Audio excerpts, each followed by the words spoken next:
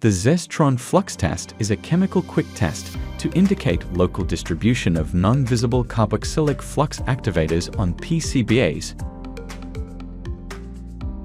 The test kit contains a DI water bottle, gloves, an hourglass, the flux test indicator, a funnel, and an information folder to interpret the test results.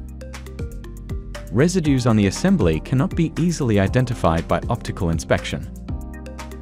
The ZESTRON Flux Test can support you to identify carboxylic flux activators. The first step is to apply the test solution on the assembly. Leave the solution to work for approximately 1 minute and a maximum of 3 minutes. You can use the hourglass as a support for this. Rinse the test solution off with DI water. Dry the PCBA with water and oil-free compressed air. The final step is to interpret the test results. Conduct an optical inspection with a microscope. The photo on the left shows no trace of any activators.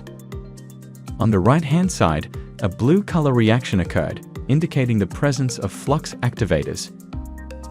These flux activators can be harmful if not removed. With an integrated cleaning step, all residues can be completely removed.